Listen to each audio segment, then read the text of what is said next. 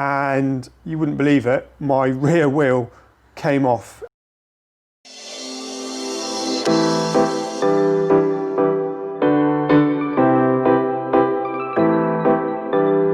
Welcome back to the channel. I know it's been a while since I filmed anything, so apologies to anyone who's recently subscribed, hoping to see some sort of content on the Smart Brabus. Good news is today I will update you all on how it's been going. I think the last video I had 3 issues: steering wheel, the paddles I couldn't change gear, and the horn wasn't working. You'll be glad to hear that that's been resolved. More on that in a minute. And the oil leak that I was getting from the back, that's also been fixed, so I'll update you on what the actual cause of that was. I've been using the car. I've been taking my son out and my daughter out in the car. Roof off, absolutely love this car. I don't plan on selling it. It has given me a lot of grief. Some of it I think is down to poor maintenance, especially it's 16 years old as well, so yeah, you're going to have to spend some money on these cars. I'm hoping equally that my videos are not putting potential buyers off of these cars, because when they're running and they're working well, it is absolutely brilliant and it's worth all the grief. Trust me. The steering wheel, in my last video you saw me taking it apart. I took the wheel off, I checked all the connectors at the back, and that didn't work. Also, where the SAM unit is, there's a block connector which sits above it. That sometimes fails. Obviously in the last video I took that apart, gave it a clean, put it back together, and again the steering wheel didn't work. Now there's a lot of talk on forums that if you keep disconnecting the battery it can cause some weird issues, especially with the SAM unit. So one of the things that I thought it might have been was the ECU kind of deleting that it has a steering wheel with paddle shift on it.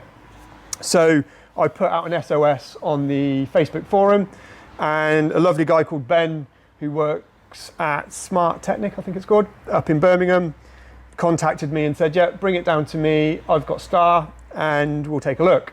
So I drove up there with my daughter, and lo and behold, it sort of removed it from the ECU. So a few clicks on Star and it reprogrammed the steering wheel, which then enabled the paddles to work and also the horn. So that was a nice easy fix, so I was happy with that. Next we'll update you on the oil leak. So then, my oil leak. The first time I bought this car all of the issues I had started with a leak. The original leak was down to a deleted PCV valve, and some of the breather pipes coming off the turbo had punctures in them, so the boost pressure was sort of chucking out some of the oil there. So that was the first cause of my oil leak. The second one was after I put everything back together, after rebuilding parts of the engine, I started noticing oil near the dipstick. And in previous videos you can see that I've replaced the dipstick with a new one, new O-ring, took it out for a drive, same issue again. Oil was coming out and it seemed to be located near the dipstick area, around the drive shaft and near the oil cooler. So my next thought was, okay, it's got to be the oil cooler. So I stripped the oil cooler off. That I wish I hadn't started, to be honest with you. I managed to break a couple of the bolts, which meant having to drill them out. Then it was quite difficult to find all the gaskets for the oil cooler, and the plastic pipes that I sort of highlighted in the last video, and I think someone's actually mentioned it in the comments. They're absolutely right. That's purely for coolant. So if you are looking for an oil leak, ignore those 2 plastic pipes. They're purely for coolant. Anyway, that was a bit of a saga. Managed to say to get my mechanic friend managed to sort of drill out the old bolts, put new ones in, put it all back together, and yet again the oil leak was still happening. So definitely wasn't the oil cooler. So it was at that point I said to my mechanic, look, can you just take a look for me? I'm running out of time. And he started to take a look. And the issue was caused, I guess, by me and Darren, by not fitting the the rocker cover gasket correctly. They're a bit of a pig to fit, and again, I've read on other forums where people have struggled to actually sit the gasket correctly before they sort of torque it down because it just wants to move. So that was the cause of the oil leak. Oil was literally coming out of the top of the engine through the rocker cover. So I ordered a new gasket. Lloyd, my mechanic, fitted it, and perfect. Oil leak gone. Happy days. But I managed to get a good sort of 2 months of enjoyment out of the car over the summer, and then about 4 or 5 days ago, it was about 5 days ago, I had an issue with my rear sort of passenger side wheel. So that's my next update. I'll show you that next. I was out driving last weekend and I noticed a noise coming from the back of the car. And the car started behaving quite oddly, so I decided to pull over because I thought I might have a puncture. I checked the tyres, everything looked okay. Managed about another sort of 20 feet down the road. Luckily I was only doing sort of 10 miles an hour. And you wouldn't believe it, my rear wheel came off. The bolts had worked their way loose. When the car stopped on the side of the road, I managed to get it into a safe place. There was only one wheel nut holding, well, not even holding, still in the actual wheel. There was no bolt holding the actual wheel to the hub. And there was nothing on the floor either, so I went back to see if the locking wheel nut and the other wheel nut were sort of sitting on the floor somewhere, and there was nothing. So somehow my rear wheel had worked its way loose to the point where it sort of failed completely and come off of the hub.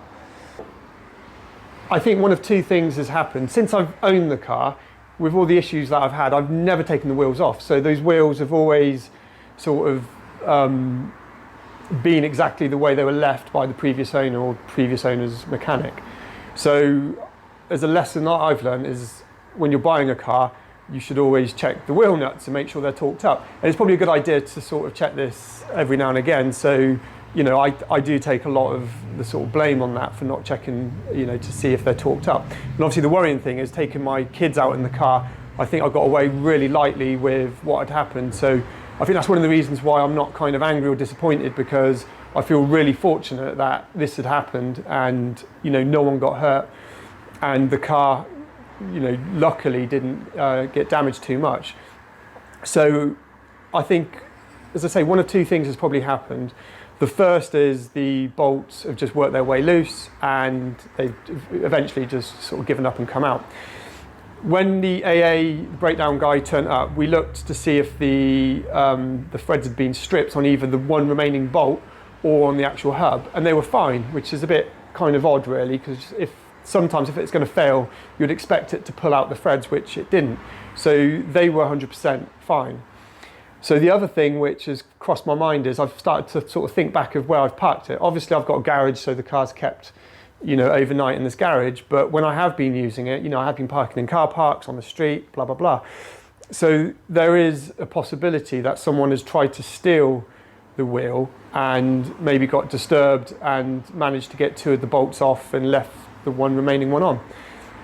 I'm not convinced it's that. I hope it's not that, but, you know, I can't think of any other reason why these bolts have decided to sort of come loose. So in today's video, what I'm going to do is move that's another video which we need to do soon, move the Aston Martin replacement, which is my Exige, the unicorn car, out of the garage, get the car up and have a look to see what damage was caused when the wheel sort of came loose. The wheel arch liner took the brunt of it, luckily, and just literally ripped it out of its fixings. So we'll have a look to see if I can salvage the wheel arch liner, and I need to get the wheel off anyway because I'm going to have to take it to a tyre place to see if it's buckled or if it needs rebalancing. So yeah, we'll take a look at that as well.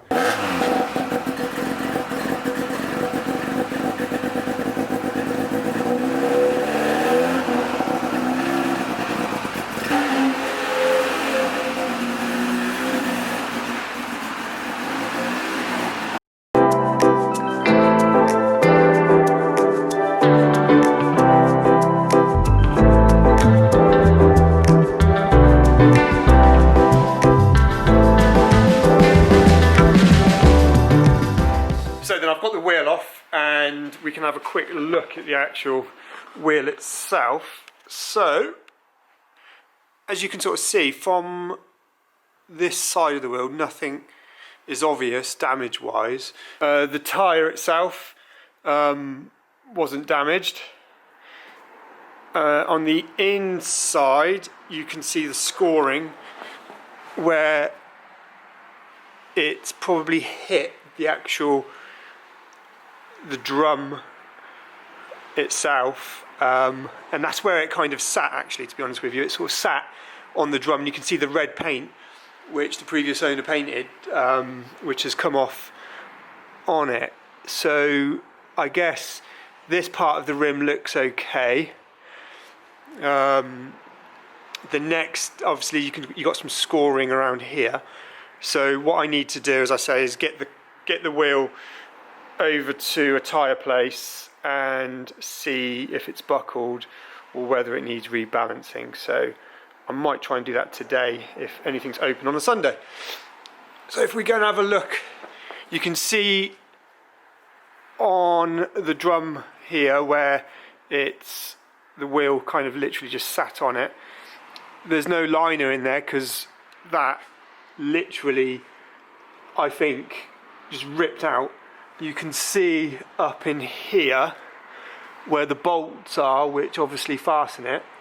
So the plastic has just kind of elongated its holes and just ripped out. I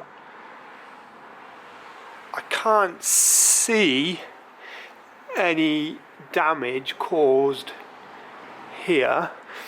All the pipes look okay, the brake lines look okay. I think a oversized washer would probably save that. I might need to see if I can sort of bend this back into shape, but I think the wheel arch sort of saved the day, to be honest with you. I did notice that there is some damage to the rear bumper. You can see a chunk has been sort of taken out here. When you stand behind the car, you don't really notice it.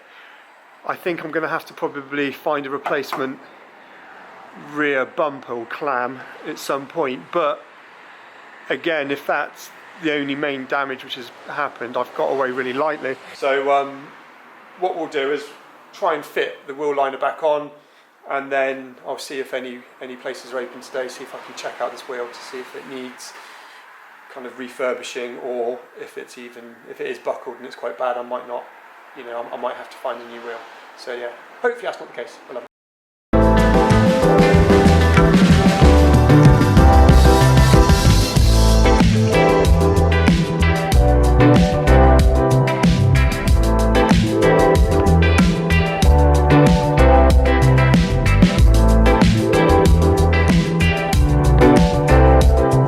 So the next step is to get this over to the tyre place. I've just checked on the internet. I've got about an hour before it closes, so I'm hoping they can have a look at it today.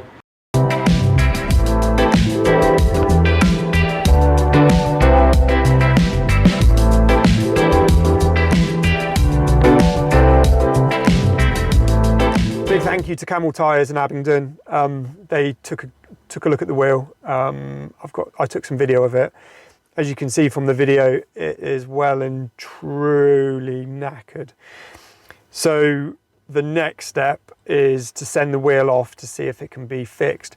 It might be past that, to be honest with you. I think it's pretty buckled, so I'm hoping it can be saved. If not, I've then either need to source another rear wheel, which is not going to be easy and might be buckled as well, or I might have to look at alternative wheels. I know on the forums, and there's probably people typing away watching this video saying, get rid of them. I know they look awesome, but they're really soft and they buckle a lot from what I've read.